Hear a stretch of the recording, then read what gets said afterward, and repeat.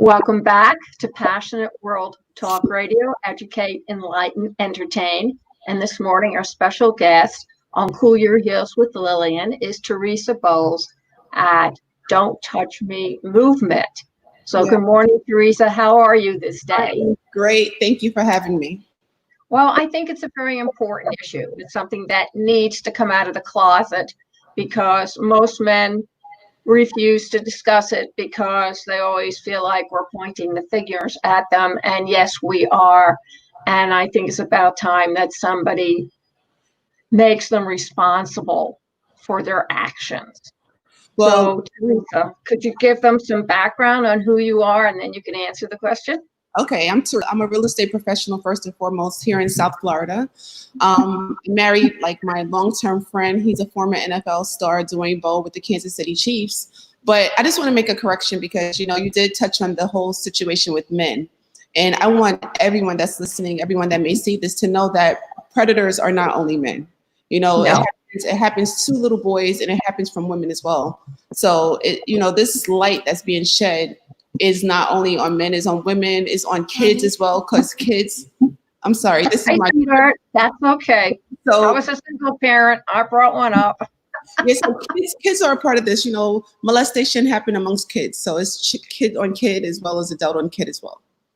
Especially if they're good looking kids. I had a little boy around your daughter's age who had honey blonde hair and he with green eyes. And we were living in Houston, Texas. And I was pretty much warned about the predators who would be more than happy to snatch him.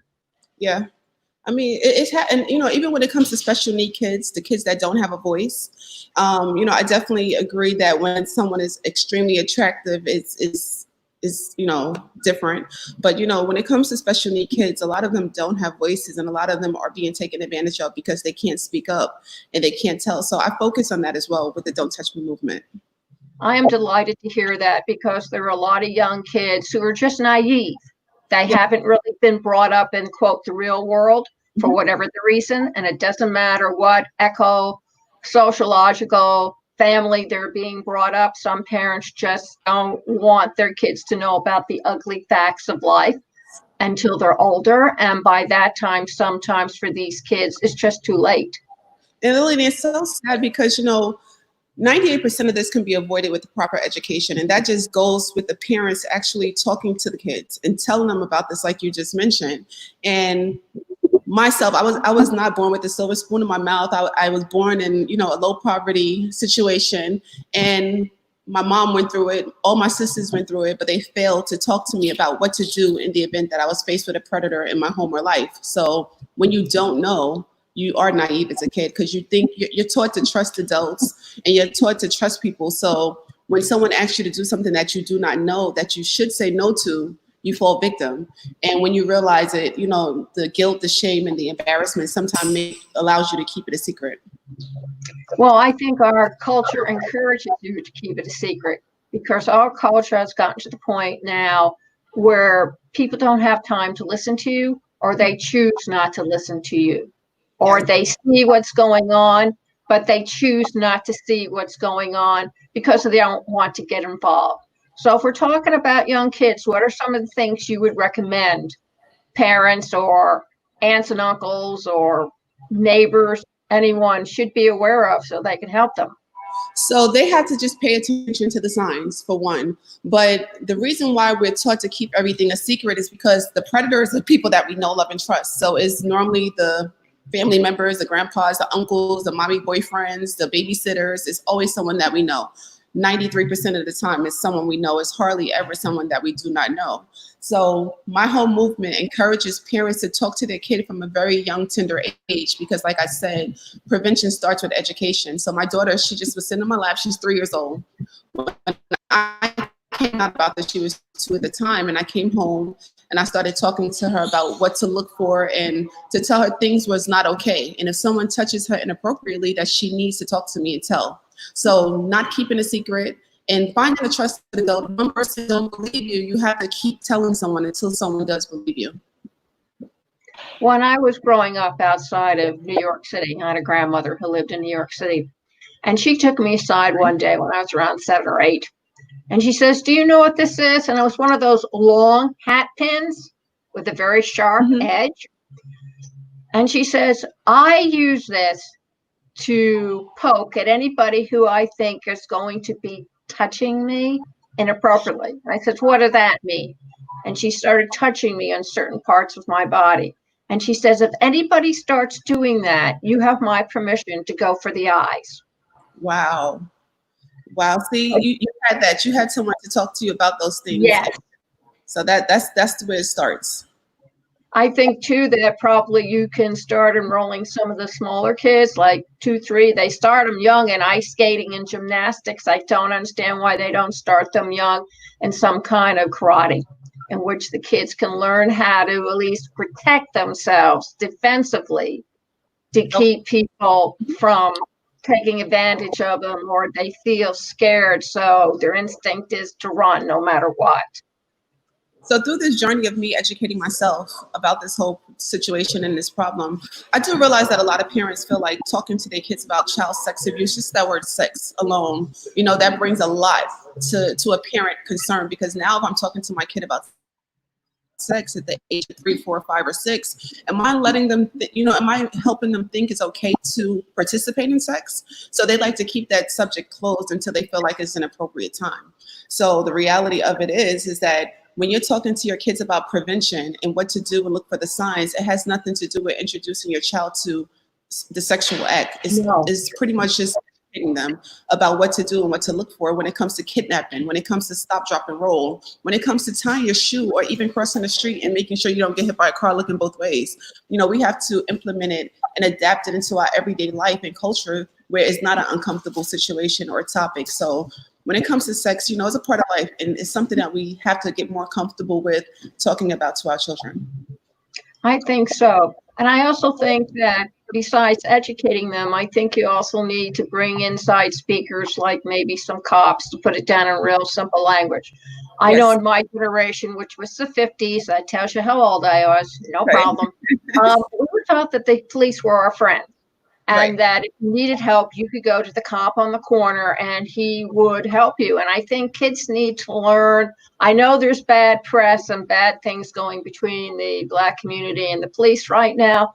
But even so, I still believe that there's a way of letting kids know that they can go to somebody over there and to have them be there for them should they need them in any way. Right.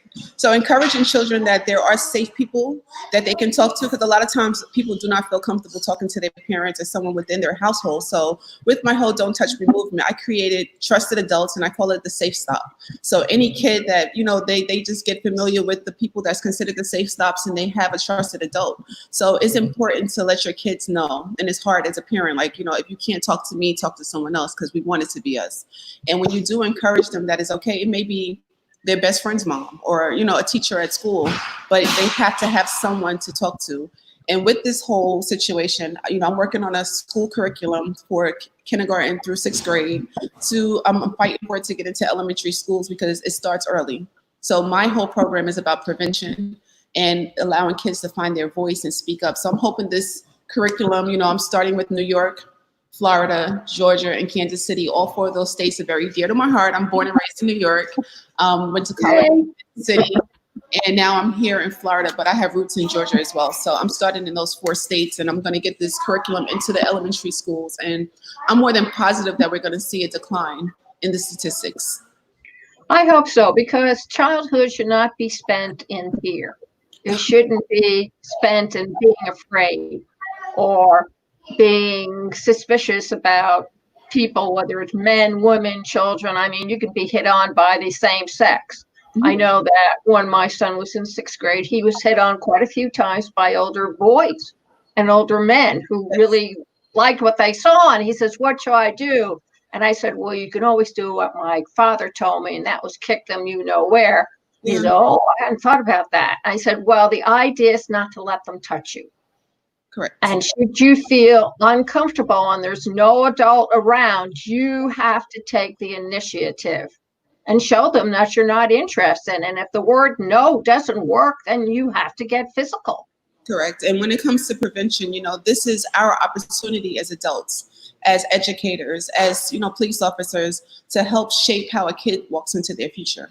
So if we stop and we do something now, we could potentially, we can help them walk into their future in a whole different light. As you talked about the little boy getting touched by another male, that starts, the gay and lesbian community, because you get familiar with that same sex, and it's almost like, most males that I've talked to that are, a gay guy, is like they have been molested by another man, and that's a lot of times all they know. So some of the men never even get to experience women. And through my whole educational based platform, I wrote this book. Great. Hold it up so everybody can see it. Great. Excellent. Yes, it's called My Mommy's Boyfriend. I would love to get a copy over to you just so you can read it and pass it on to, any kids that you do know. But education, Lillian, education, this is the start and the stop of, prevention. So this is going to be part of the curriculum. I have a series of children's illustrated books. I decided to write children's book just to introduce them to the topic, because a lot of parents are uncomfortable bringing the situation up. This book will open up the dialogue and, allow kids to now question, like, what is being touched inappropriate? What's a good secret? What's a bad secret? There's a difference. And once parents are comfortable talking about it, things will change. They also need to go off to the grandparents, because a lot of grandparents and great-grandparents are bringing up their kids for whatever the reason. I'm not laying blame on anybody's doorstep, because life gets complicated and things happen that you have no control over. Yeah. But there are still a lot of older people in their 70s, 80s, and yes, 90s, ladies and gentlemen, who are bringing up their grandchildren because the parents aren't there.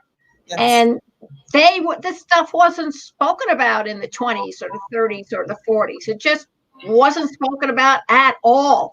Man. And if it was always the kid's fault or the girl's fault. So when you hear that saying, it takes a village to raise a child, I am a firm believer of that.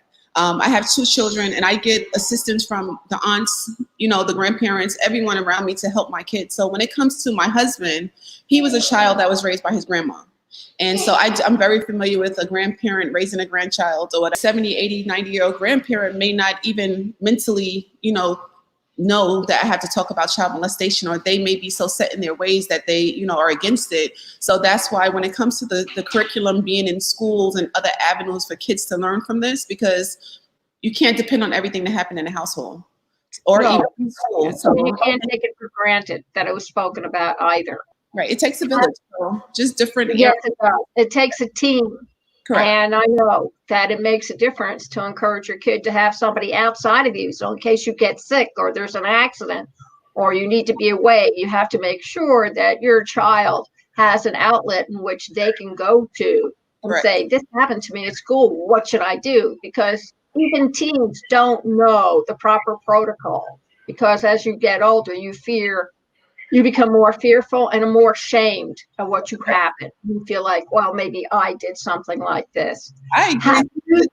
Despite being molested at 12 years old and not actually coming out about it until October of 2019, the reason why I did not come out with it is I told my mom and she dismissed it. I was embarrassed at that point. So I just went ahead and did everything to stay out of my house because it was her boyfriend. So fortunately I ran track and I got a scholarship and I got out of New York, and, life went on. But through that whole thing, it's like I had a big brother, the big brother, big sister program that was in New York. I had a big sister. I had different people that actually pulled me away from the nightmare that I was living at home. So, it's just like, it's not always in your household that you're going to get the support. And that's why this program is extremely dear to me, because, I was a kid, I had a voice, and I just did not know how to use it. Once I was robbed of it because my mom dismissed it, I just went through my whole entire life. And fortunately, I just thank God that I prevailed and I didn't let it bring me down. But I have met so many victims that are suffering as adults because they too went through it and did not have anyone to talk to about it. Have you thought about having it translated into different languages? Because I know what's happening here in the States, it's happening abroad. And I don't care what company you pick, it's still going on. Yes, I'm in the process of doing that now, and as well with the curriculum. So we are translated into different languages, and we're also doing the Braille system, to deal with special needs. Like we're gonna attack in all angles, because it's a passion of mine. I have 2 children, and I did not realize how overprotective I was with the children until I came out about what happened. And I realized it was a defense mechanism for me. It was like I looked at every male that walked into my house because it happened with the male for me. And it Yes. touched my daughter. They look at my son. I'm like, I just had the radar up.